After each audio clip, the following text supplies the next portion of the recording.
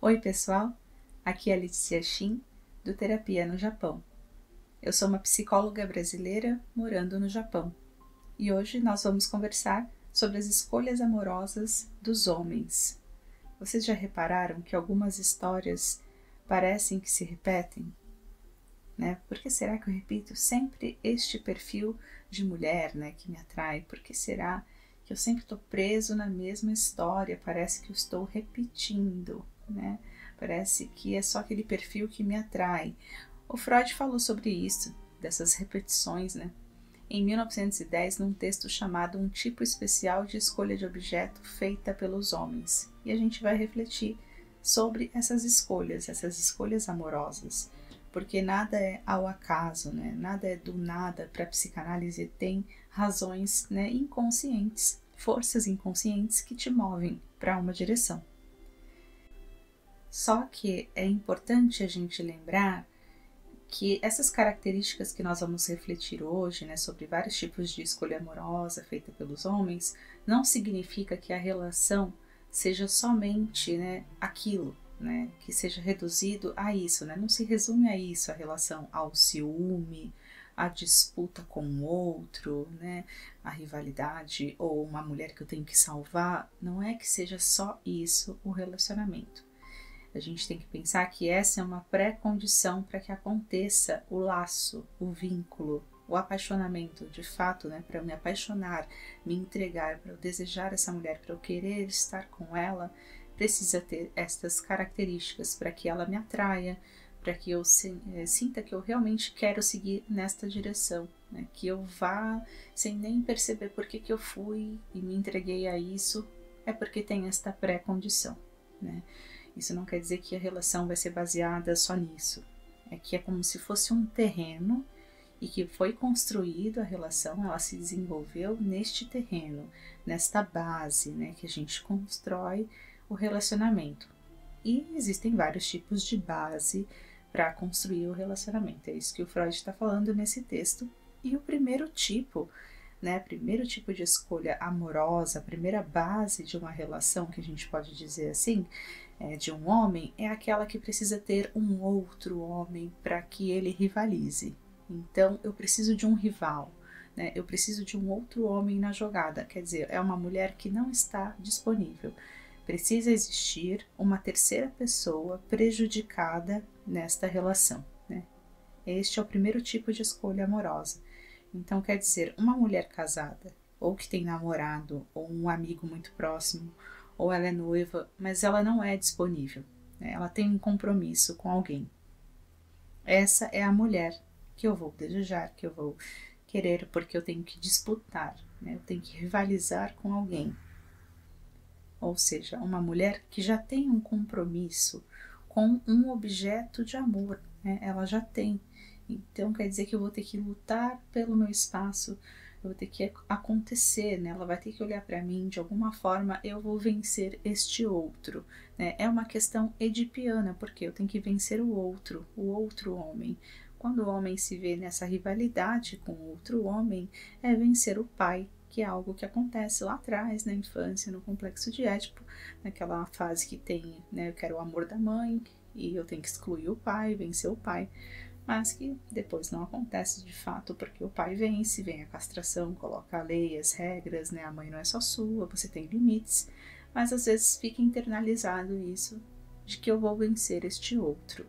E aí o Freud coloca assim, nesse texto, que uma mulher livre, né, uma mulher disponível, ela poderá ser o quê? Descartada, rejeitada, ignorada, porque ela é livre, né? Ela não é alguém que pertence a um outro homem, a um compromisso, né? Não há disputa, então eu não quero, né? Eu preciso, né, rivalizar com alguém, prejudicar, excluir um terceiro na história para que eu realmente me sinta atraído. Essa é a primeira forma de escolha amorosa que tem. Este homem, né, que pensa desta forma, que tem esse perfil de escolha amorosa, é uma mulher livre, não vai despertar nele sentimentos, né? Uma mulher disponível, porque nada está em jogo ali, né? Precisa estar em jogo a rivalidade, o rival, né? A hostilidade com esse outro homem. É até engraçado pensar que às vezes parece que ele está mais, né, ligado no outro homem que ele vai tirar da história, que ele está rivalizando, do que com a mulher, né? Não está mais interessado na mulher, está mais interessado no outro homem que ele vai tirar dessa história, que ele vai entrar e porque ele chegou, o outro perdeu, digamos assim. É uma disputa mesmo fálica ali, quem tem, né, o poder, digamos assim.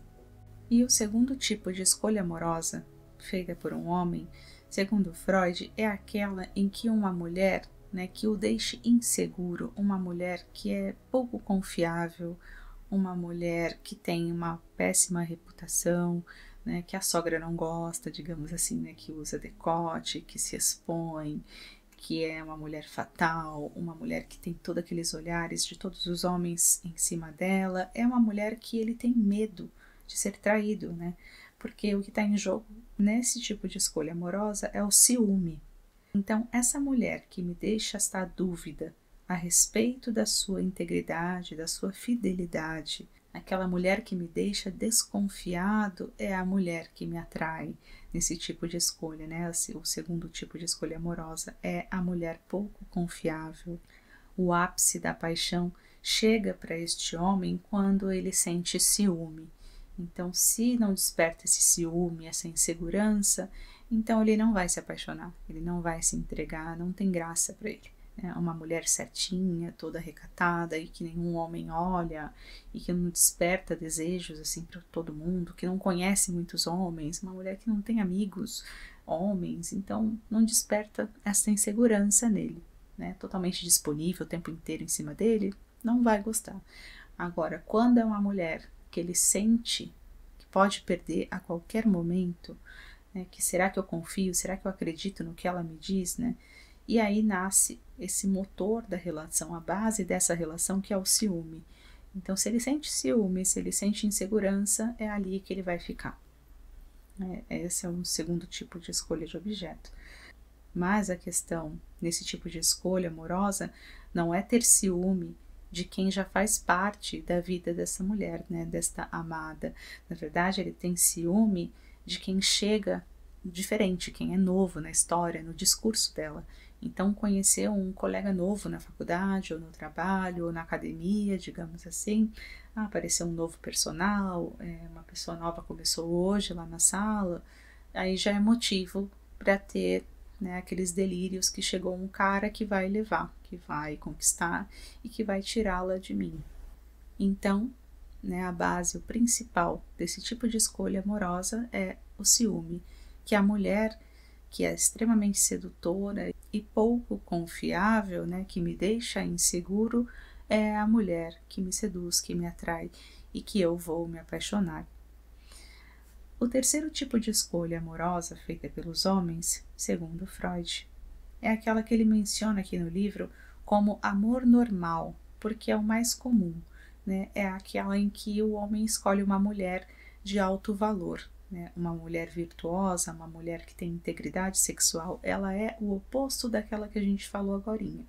Então, quer dizer, ela vai numa direção da mulher perfeita, dona de casa, recatada, do lar, né, com uma boa reputação, que todo mundo gosta dela, a família, né, todos a respeitam. Então, ela tem um alto valor, né, ela tem integridade. Então, esta mulher, apesar deste alto valor e de ser fiel, em alguns casos, algumas histórias, né, esta mulher, ela é tão perfeita, ela está num pedestal, num lugar tão intocável que existe um conflito entre desejo e amor. Então, a vida erótica pode ficar separada para este homem. Ele não consegue direcionar em alguns casos, né? Não é em todos os casos, mas ele não consegue direcionar impulsos eróticos porque ele acha que pode destruir, né, esta mulher perfeita. Freud fala aqui que às vezes acontecem algumas transgressões, né, alguns movimentos assim de traições, né, em atos compulsivos até, porque a vida erótica deste homem ele separa, né, então a vida erótica é separada. Eu amo esta mulher porque ela é perfeita e ela é de alto valor, é uma pessoa que eu confio, né, reputação ilibada, querida, dona de casa ou supermãe, mas não consigo desejá-la justamente porque para mim ela é perfeita. Isto é, amo, mas não desejo. É uma mulher confiável, uma mulher fiel, né? Mas a vida erótica às vezes é satisfeita, não sempre, né? Às vezes é satisfeita em outros lugares, porque quem eu amo eu não desejo, eu não posso desejar e estragar o meu objeto de amor. É como se as duas coisas não pudessem estar ligadas. Tem um filme que se chama Máfia no Divã, com Robert De Niro. É um filme antigo até, porque é de 1999, mas tem uma parte em que o Robert De Niro tá lá na terapia dele, e acho que ele e o terapeuta falam sobre sexo, alguma coisa assim, e ele fala, não, com a minha mulher não, você tá louco, ela é a mãe dos meus filhos, que é isso, respeita a minha mulher. Então assim, né, ele já dá uma no terapeuta ali, tipo, minha mulher não. Por quê?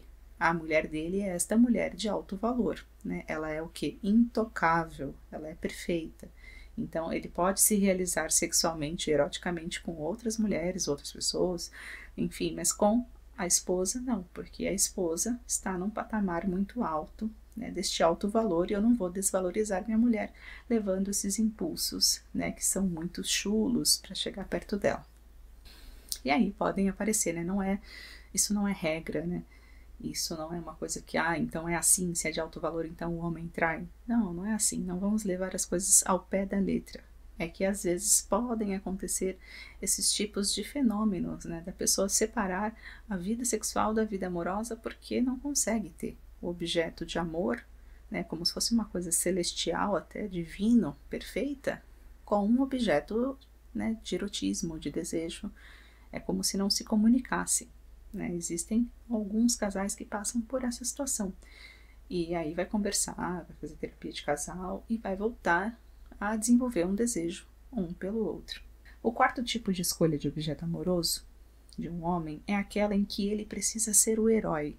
Ele precisa salvar aquela moça, aquela mulher, né? Ele tem que ser o herói da vida dela.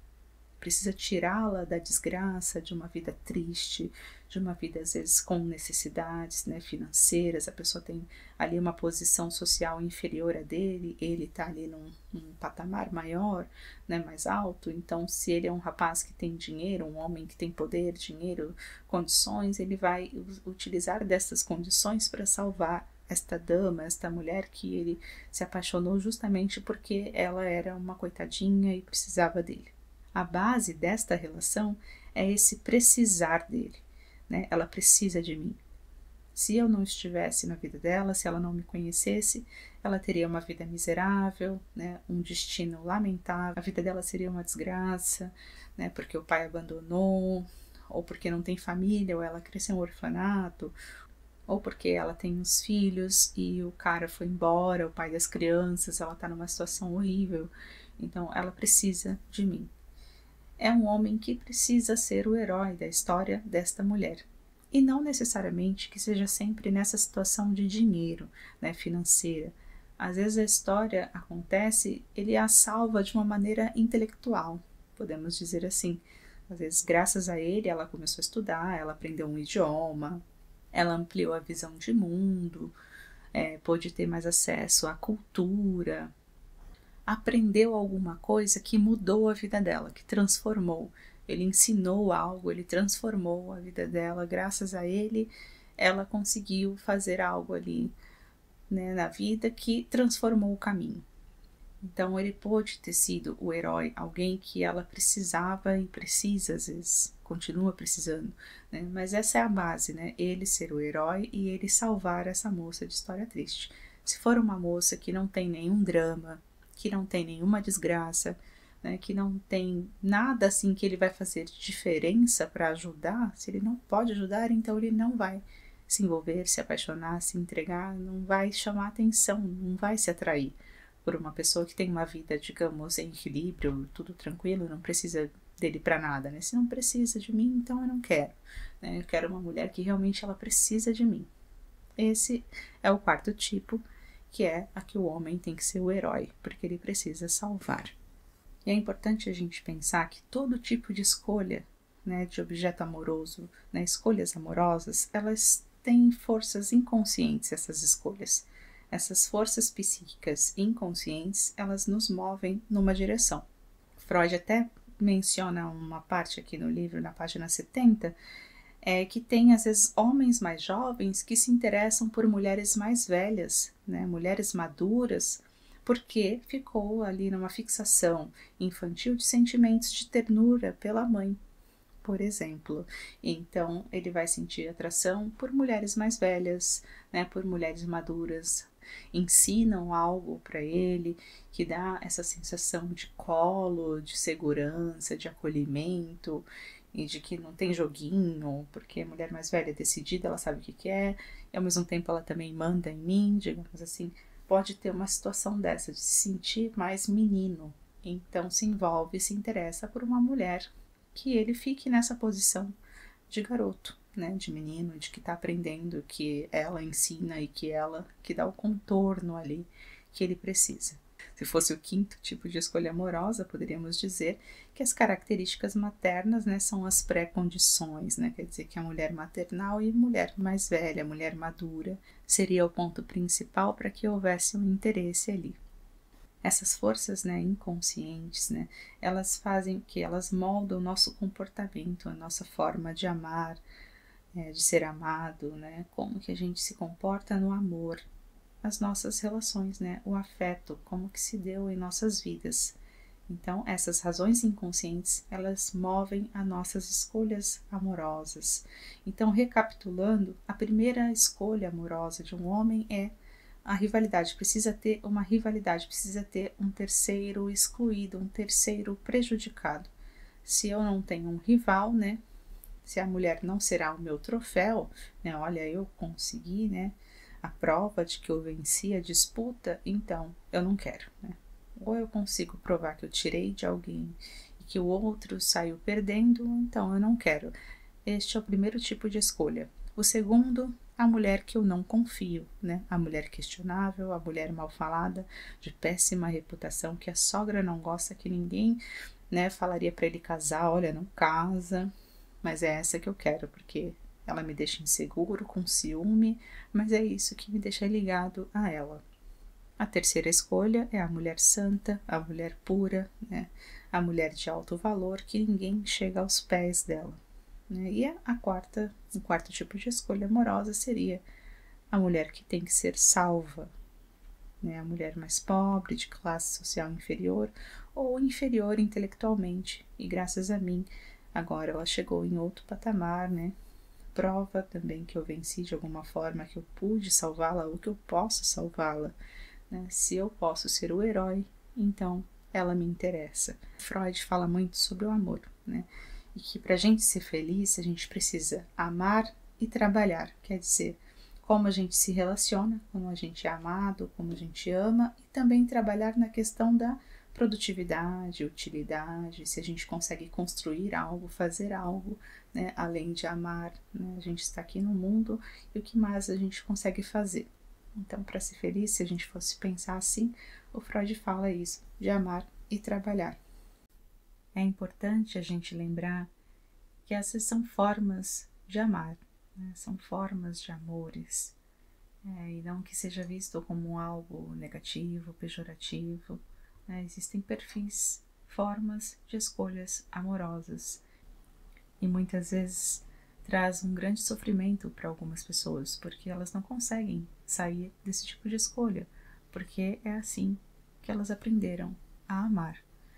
Então a gente está refletindo, né, sobre tudo isso, mas para a gente ter uma ideia, porque que algumas histórias parecem que sempre se repetem, mas que faz parte de uma estrutura, de uma força, né, interna, né, de uma força inconsciente, que é algo muito maior do que a nossa consciência e que acaba direcionando as nossas vidas. Então é mais nesse sentido que a gente tem que olhar, né, para essas reflexões. Bom, espero que vocês tenham gostado. A gente se vê no próximo vídeo. Curte, comente, compartilhe, se inscreva no canal, me segue também no Instagram, @terapia no Japão. E até a próxima. Um abraço.